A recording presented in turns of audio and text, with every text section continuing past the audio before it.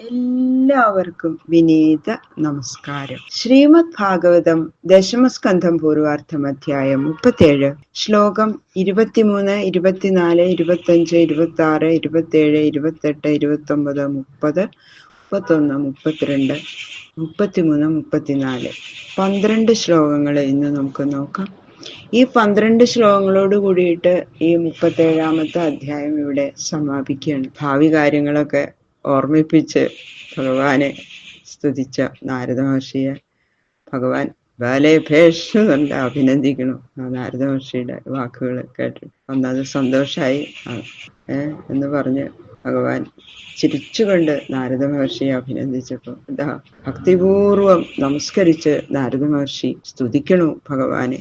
ഓം നമോ ഭഗവതേ വാസുദേവായ കൃഷ്ണായ വാസുദേവായ ഹരയേ പരമാത്മനെ പ്രണതക്ലേശനാശായ ഗോവിന്ദായ നമോ നമഃ. ഓം നമോ ഭഗവതേ വാസുദേവായ. ഓം നമോ ഭഗവതേ വാസുദേവായ. ശ്ലോകം 23 വിശുദ്ധ വിജ്ഞാനഘനം സ്വസംസ്ഥയാ സമാപ്ത സർവാർത്ഥം അമോഘവാഞ്ചിതം സ്വതേജസാ നിത്യനിവൃത്തമായ ഗുണപ്രവാഹം ഭഗവന്തമീമഹി. 2 ശ്ലോകത്തിലാ കൊണ്ടാണ് നാരദ മഹർഷി സ്തുതിക്കുന്നത് ഭഗവാനെ. ഭക്തന്മാരായിട്ടുള്ള ഞങ്ങള് പരിപൂർണ ഐശ്വര്യ സ്വരൂപനായ അവിടുത്തെ ശരണം പ്രാപിക്കുന്നു ഭഗവാനെ.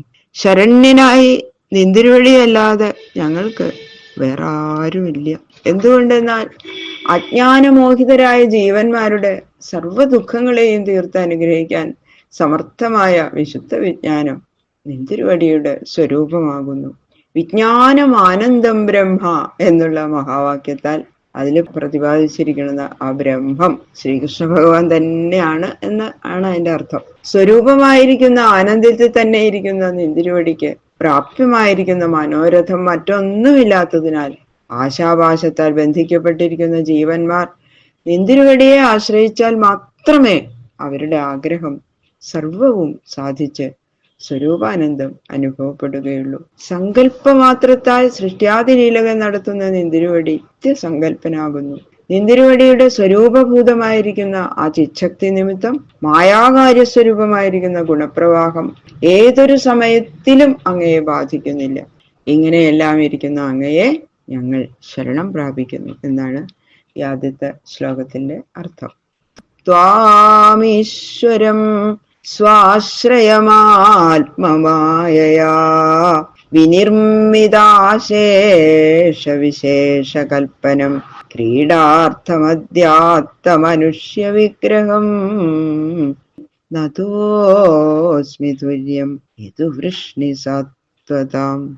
സർവലോകങ്ങളെയും അധീനമാക്കിയിരിക്കുന്നതിനാൽ ഈശ്വരനും ആർക്കും സ്വാധീനപ്പെടുത്താൻ കഴിയാത്തതിനാൽ സ്വാശ്രയഭൂതനുമായ നിന്തിരുവടി അങ്ങയ്ക്ക് സ്വാധീനയായ മായ കൊണ്ട് ദേവ മനുഷ്യാദി സകല ഭേദങ്ങളെയും സൃഷ്ടിക്കുകയും അധർമ്മത്തെ നശിപ്പിച്ച് ധർമ്മത്തെ ഉറപ്പിക്കുക എന്ന ലീല നിർവഹിക്കാനായി ഇപ്പോൾ സ്വേച്ഛയാ മനുഷ്യ സ്വരൂപം സ്വീകരിച്ചു. അങ്ങനെ യദുവൃഷ്ണികളുടെ നാഥനായി ഭവിക്കുകയും ചെയ്തിരിക്കുന്നു. അതിനാൽ നിർഗുണനാണെന്നിരിക്കലും ഗുണവാൻ എന്ന പോലെ വിളയാടുന്ന നിന്തിരുവടിയെ ഞാൻ നമസ്കരിക്കുന്നു. ശ്രീ ശുകബ്രഹ്മർഷി പിന്നെതാ പരീക്ഷിത് മഹാരാജാവിനോട് പറയാണ്.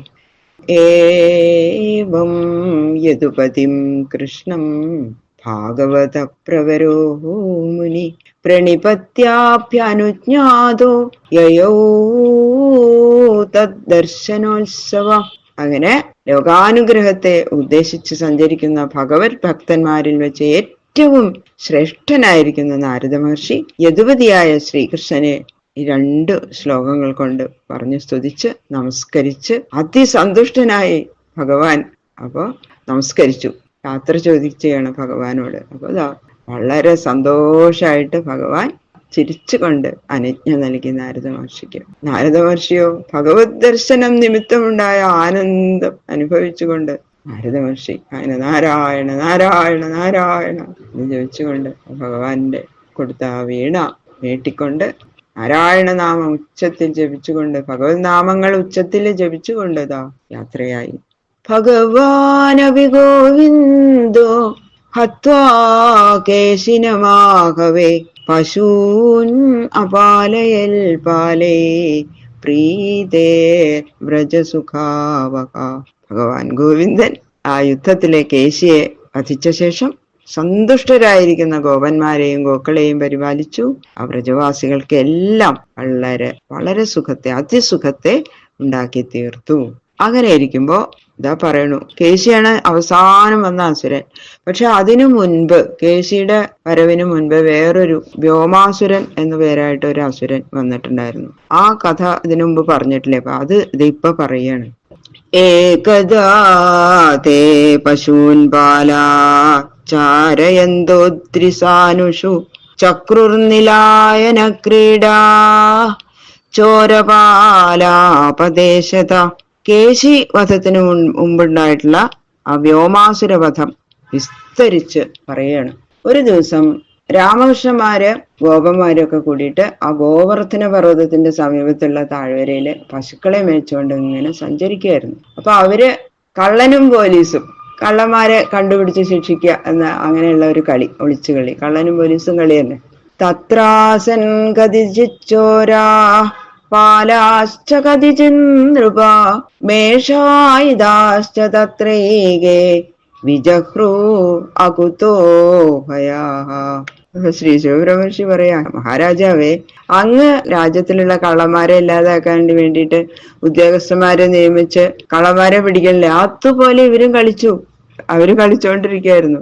ഗോപന്മാരുടെ സംഘത്തില് ചിലര് കള്ളന്മാരുടെ വേഷം എടുത്തു, ചിലര് കട്ടുകൊണ്ടുപോകത്തക്കത്തുള്ള ആടിനെ കട്ടുകൊണ്ട് പോവുക എന്നുള്ളതാണ് ഈ കള്ളന്മാര്. അപ്പൊ ആടിന്റെ വേഷം കെട്ടിയിട്ടുള്ള കുറച്ച് കുട്ടികള്, ചില മൃഗങ്ങളുടെ ഒക്കെ വേഷമൊക്കെ കെട്ടിയിട്ട്, കള്ളന്മാർക്ക് കട്ടുകൊണ്ട് പോകാൻ പറ്റിയിട്ടില്ല അങ്ങനെയുള്ള വേഷമൊക്കെ എടുത്തിട്ട് ഇവര് കളിക്കുകയാണ്. ശിക്ഷ അധികാരികൾ ആരാ? രാമനും കൃഷ്ണനും. അവരാണ് ഇതാരൊക്കെയാണ് ശിക്ഷിക്കേണ്ടതെന്ന് തീരുമാനിക്കാൻ. ഇങ്ങനെ അവര് രസമായിട്ട് കളിച്ചുകൊണ്ടിരിക്കുകയായിരുന്നു. അപ്പോഴാണ് ഇതാ വ്യോമാസുരന്റെ വരവ്. മയപുത്രോ മഹാമായോ വ്യോമോ ഗോപാലവേഷതൃക്ക് മേഷായിതാൻ അപോവാഹ പ്രായശ്ചോരായിതോ ബഹൂൻ. അങ്ങനെ കളിച്ചുകൊണ്ടിരിക്കുന്ന ഈ സംഘത്തില് മായാപ്രയോഗത്തിൽ അതിസമർത്ഥനും വ്യോമാസുരൻ എന്ന് പ്രസിദ്ധനുമായിട്ടുള്ള ആ മയപുത്രൻ ഒരു ഗോപന്റെ വേഷം ധരിച്ചിട്ട് ഈ കള്ളന്മാരുടെ സംഘത്തിൽ ഒരുവനായിട്ട് അങ്ങോട്ട് ചേർന്നു. ഭഗവാന് മനസ്സിലായി അവനെ കണ്ടപ്പോ. മറ്റു കുട്ടികൾക്കൊന്നും മനസ്സിലായില്ല, അതൊരു ഗോപൻ എന്ന് മാത്രമേ അവർക്ക് മനസ്സിലായുള്ളൂ. അവൻ എന്തു ചെയ്തു? ഈ ആടിന്റെ വേഷം ധരിച്ച ആ ഗോപന്മാരിലെ ചില കുട്ടികളെ പിടിച്ചങ്ങോട്ട് കൊണ്ടുപോയി. ഗിരിധര്യാം വിനിക്ഷിപ്യ നീതം നീതം മഹാസുര ശിലയാപി ദധേ ദ്വാരം ചതുപഞ്ചാവശേഷിതാ. അങ്ങനെ ഈ വ്യോമാസുരൻ ഓരോ ഗോപന്മാരെ പർവ്വതത്തിന്റെ ഗുഹയിൽ കൊണ്ടുപോയിട്ട് അങ്ങോട്ട് പുറത്തേക്ക് വരാൻ പറ്റില്ലാത്ത വിധത്തില് അവിടെ വലിയൊരു കരിങ്കല്ലുകൊണ്ട് ആ ഗുഹയുടെ ദ്വാരം അങ്ങോട്ട് അടച്ചു. കുറേ ഗോപന്മാരെ അങ്ങനെ അടച്ചു. പിന്നെ 4-5 ഗോപന്മാരെ മാത്രമേ ഇനി കൊണ്ടുപോകാൻ ബാക്കിയുള്ളൂ. അപ്പതാ ഭഗവാൻ ഇടപെട്ടു. തസ്യതൽ കർമ്മ വിജ്ഞായ കൃഷ്ണ ശരണദ സദാം ഗോപാൻ നയന്തം ജഗ്രാഹ മൃഗം ഹരീരിവൗജസ. തന്റെ ഭക്തന്മാരായിട്ടുള്ള ഗോപന്മാരെ രക്ഷിക്കാൻ ഒരുങ്ങിയിരിക്കുന്നു ഭഗവാൻ ശ്രീഹരി. ആ ഗോപന്മാരെ കൊണ്ടുപോയി പർവ്വത ഗുഹയിലിട്ട് അടയ്ക്കുന്ന അവന്റെ പ്രവൃത്തി കണ്ടു അറിഞ്ഞു ഒട്ടന്നെ. ചെന്നായയെ സിംഹം എങ്ങനെ പിടിക്കണം അതുപോലെ ആ വ്യോമാസുരനെ 2 കൈ കൊണ്ട് അങ്ങോട്ട് മുറുക്കെ അങ്ങോട്ട് പിടിച്ചു.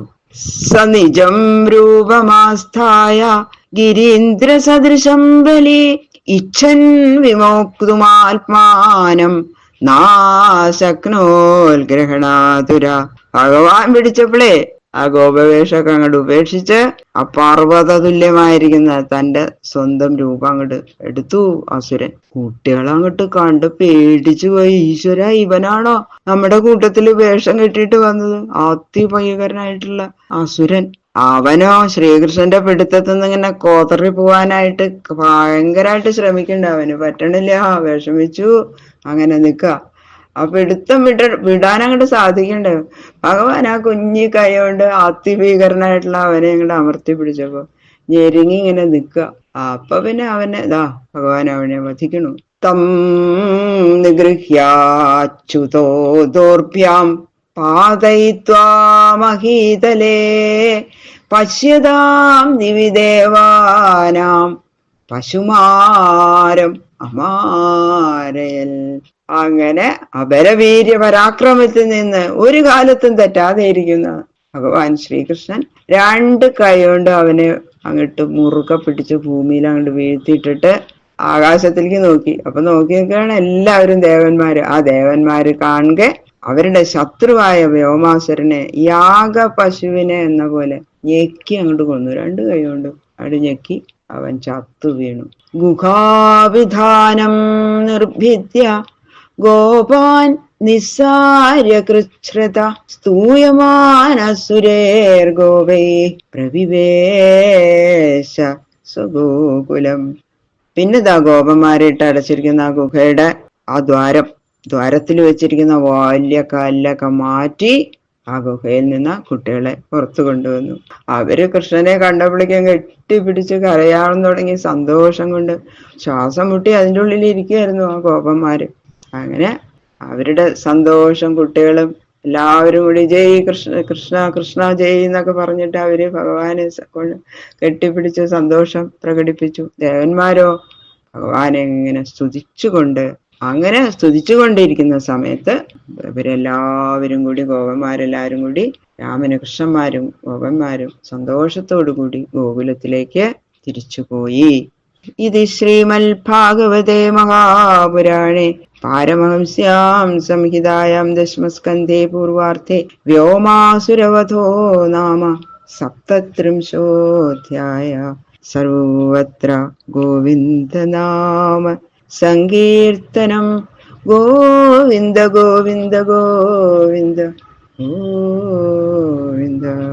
ഈ 37ാമത്തെ അധ്യായം ആ ശ്രീകൃഷ്ണ ഭഗവാന്റെ ശ്രീപാദങ്ങളില് സമർപ്പിക്കണം. കായേന വാചാ മനസേന്ദ്രിയർവാ ബുദ്ധ്യാത്മനാ വാ പ്രകൃതേ സ്വഭാവാൽ കരോമി യദ്യത് സകലം പരസ്മൈ നാരായണായേതി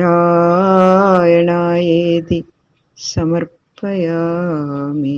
സർവം ശ്രീകൃഷ്ണാർപ്പണമസ്തു.